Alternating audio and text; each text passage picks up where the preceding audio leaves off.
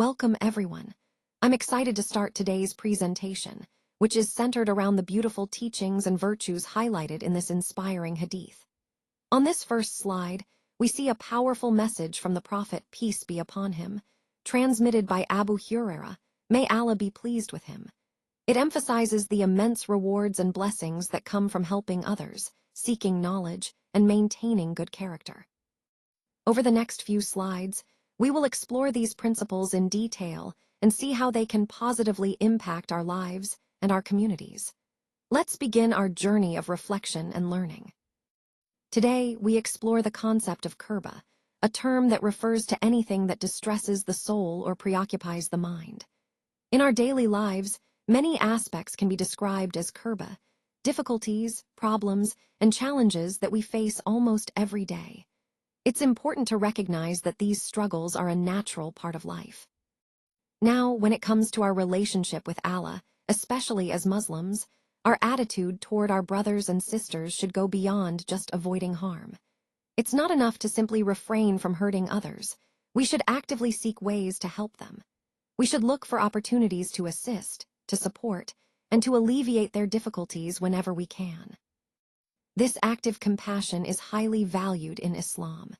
The beautiful part is that Allah rewards us for such efforts, and the reward mirrors the action.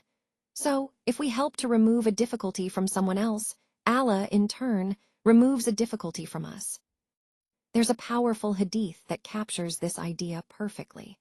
Whoever relieves a believer's distress of the distressful aspects of this world, Allah will rescue him from a difficulty of the difficulties of the hereafter.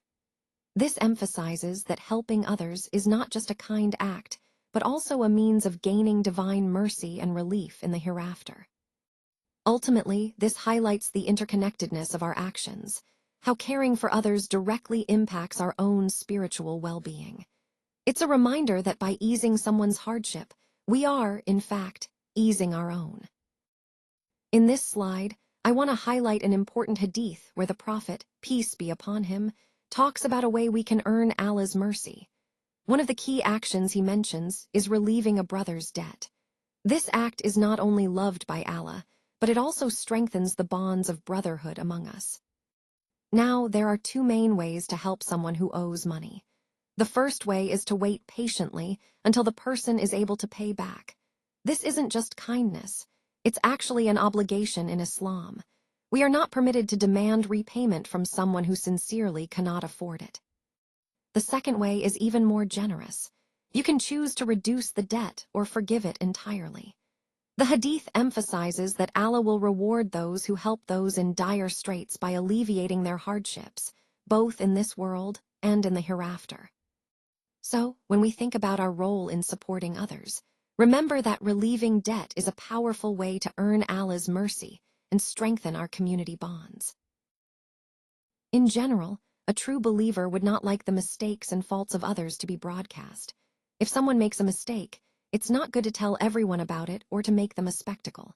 When we take pleasure in exposing others' faults, it actually shows that our faith might have some shortcomings.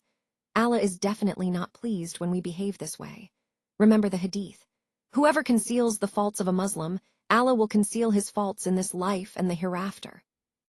So, it's important to practice concealment and compassion, aligning our actions with true faith and seeking Allah's pleasure. Now, let's discuss the important concept of interceding on behalf of righteous Muslims. When a pious Muslim, who is generally known for their good character and not for committing sins, makes a mistake or blunders, it is essential that others in the community keep that mistake concealed. This is about protecting their reputation and showing compassion. Furthermore, if that mistake involves the rights of someone else, instead of immediately condemning or taking harsh action, we should step in and intercede on their behalf. This means encouraging the person who is wrong to forgive their brother, to overlook the mistake, and to avoid escalating the matter by involving authorities or pressing charges. The core idea here is about forgiveness, compassion, and maintaining harmony within the community. It underscores the importance of mercy and understanding, especially towards those who are known for their righteousness.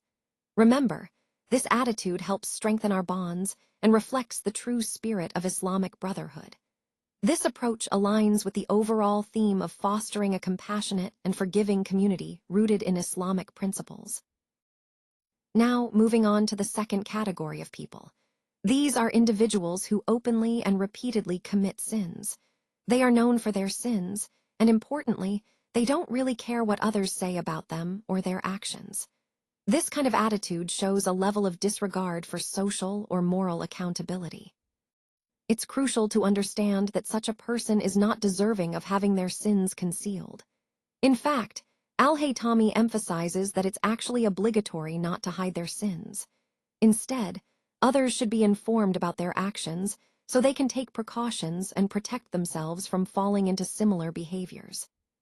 Concealing their sins only gives them more opportunity or even encouragement to continue and increase their sinful behavior. Moreover, it's recommended that such individuals should be taken to the authorities to be dealt with in the appropriate manner. This step aims to curb their evil and prevent further harm. So, in the broader context of our discussion, this highlights the importance of accountability and the responsibility we have to protect ourselves and society from those who openly reject moral boundaries. Today, I want to highlight an important aspect of our faith illustrated by this hadith. It shows us that the reward we receive is directly related to the nature of our deeds. So, if we do good, we are rewarded accordingly. But I want us to ponder something deeper here. If Allah is helping someone, is there anything or anyone that can truly stop or repel Allah's help? The answer is no. There is no greater help than the help that comes from Allah Himself. That is the ultimate support we can seek. So, how do we attain this magnificent help? The key is in helping our brothers and sisters. When we extend help to others, we are actually opening the door for Allah to help us in return.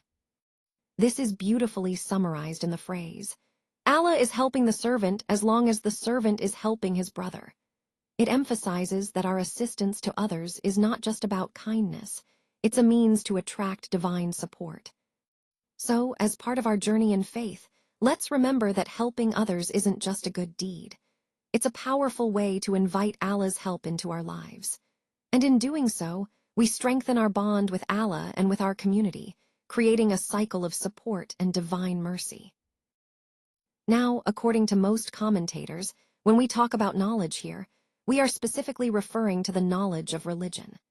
This type of knowledge is considered the most important that a person can attain. And I believe this interpretation is quite accurate because it's this very knowledge that most likely guides a person along the path to paradise.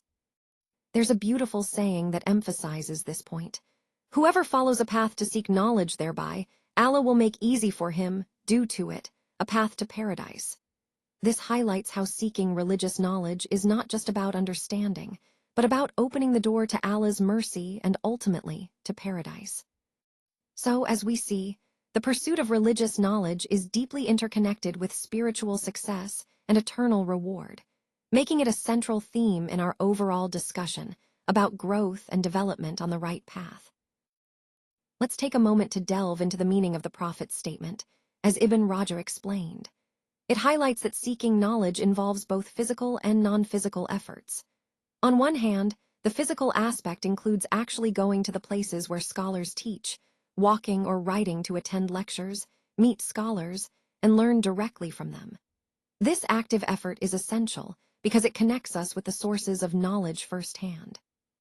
On the other hand, the non-physical means involve actions like reading, studying, memorizing, researching, and reflecting. These are the internal mental processes that deepen our understanding. Both categories are crucial. They form the complete path to acquiring knowledge. And here's a powerful reminder. The Prophet said, "Whoever follows a path to seek knowledge thereby, Allah will make easy for him, due to it, a path to paradise." So, whether you're physically traveling to learn or engaging in study and reflection, you're paving your way towards spiritual success. It ties back to our overall goal of seeking continuous growth and connection with Allah through knowledge. Today, I want to emphasize a very important point that the Prophet Muhammad, peace be upon him, highlighted. He mentioned that one of the greatest ways to gain knowledge and spiritual growth is through reading and studying the Quran. This isn't just about reciting the words, It's about truly engaging with the text. He also taught us that if someone sincerely reads and studies the Quran, the path to paradise becomes much easier. This shows us how powerful and beneficial the Quran can be in guiding us to righteousness and success in the hereafter. This hadith illustrates the immense blessings that come from engaging deeply with the Quran. Blessings that extend beyond just knowledge to spiritual elevation and divine favor. But it's important to remember that the Quran's purpose isn't merely recitation. The real goal is to ponder its meanings, to understand its messages, and to reflect on how they apply to our lives. And this idea is beautifully supported by the saying that when people gather in a house of Allah, meaning a mosque, to recite and study the Quran together, it creates a special environment filled with learning, reflection, and spiritual connection. So, as we continue on our journey of faith, let's keep in mind that studying the Quran with sincerity and understanding is a key step towards greater knowledge, closer connection to Allah, and ultimately, achieving the blessings that lead us to paradise. In this hadith, there is a special emphasis on gathering together to read and study the Quran in one of the houses of Allah. What's really notable here is that the Prophet, peace be upon him, specifically used the phrase, houses of Allah, instead of just mosque. This is an important distinction because it broadens the scope. It reminds us that any place built with the intention of pleasing Allah and spreading His message counts, not only the traditional mosques. This highlights the importance of studying the Quran wherever we can, in any of these blessed spaces. It's a reminder that the act of coming together to learn and reflect on the Quran holds immense rewards, no matter where it happens. So, when we think about how and where to study the Quran, the key takeaway is that it's not limited to a specific location. What matters most is the intention, the effort, and the sincerity behind the act of learning. Whether it's in a mosque, a home, or any place dedicated to worship and learning, it's a highly valued and rewarding act in the eyes of Allah. This ties back to our overall theme of continuous learning, reminding us that seeking knowledge, especially Quranic knowledge, is a lifelong journey that Allah rewards deeply, no matter where we do it. Some might say that the Prophet, peace be upon him, didn't mean to indicate anything specific when he mentioned the houses of Allah. What he was referring to were the places where the Quran is typically read and studied. But it's important to understand that this doesn't mean the reward he talked about is limited only to those houses. Instead, the reward applies to any place where people come together to read and learn the Quran. So, whether it's a mosque, a study circle, or even a gathering in someone's home, the key idea is that the act of coming together to study the Quran holds great significance and reward. This ties back to our overall theme, emphasizing the importance of consistent, collective learning and reflection on the Quran wherever we are. Reading and studying the Quran is truly a path to gaining knowledge. When a group of Muslims dedicates time to read and study the Quran, Allah makes the path to paradise easier for them. It's not just about gaining information, it's about opening a door to spiritual success. When people engage with the Quran in this way, tranquility comes down upon them.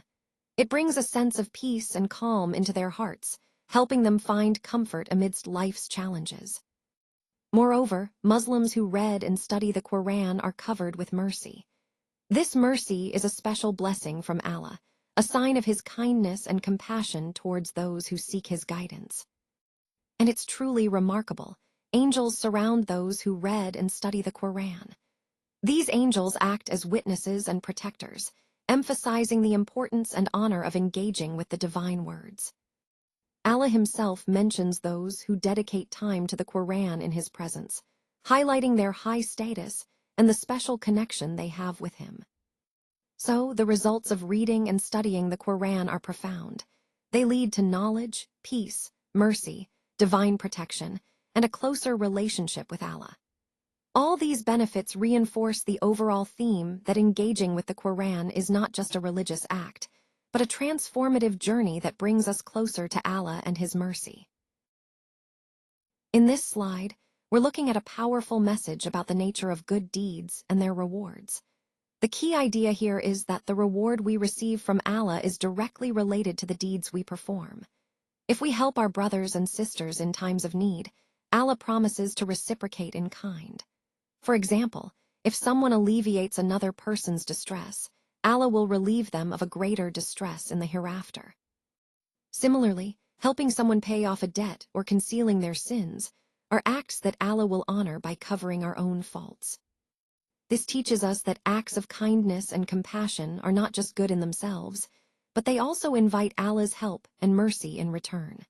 The most important point here is the reciprocity. When we help others, Allah is always there to help us as well. It's a reminder that our efforts to support one another are deeply connected to divine support. Overall, this aligns with the theme of the presentation, emphasizing the importance of service, kindness, and the reciprocal nature of good deeds in our faith. It encourages us to be proactive in helping others, knowing that in doing so, we are also opening the door for Allah's mercy and support in our lives. As we come to the final slide, I want to emphasize that the journey to paradise is made easier through seeking knowledge. When we pursue knowledge, we begin to recognize the right path to follow, and we develop qualities in our hearts that guide us along that path. One of the most important ways to attain this knowledge is by gathering together to read and study the Quran. This act is not only highly pleasing to Allah, but also brings many benefits, both spiritual and worldly. It's crucial to understand that if a person's deeds are not enough to earn them entry into paradise, then their lineage or noble background will not help them in the end. This highlights the importance of personal effort and sincere actions over superficial advantages. In summary, the key message of this hadith and this entire presentation is that knowledge, good deeds, and sincere efforts are what truly matter in our pursuit of paradise. Remember, seeking knowledge and acting upon it are essential steps on this spiritual journey.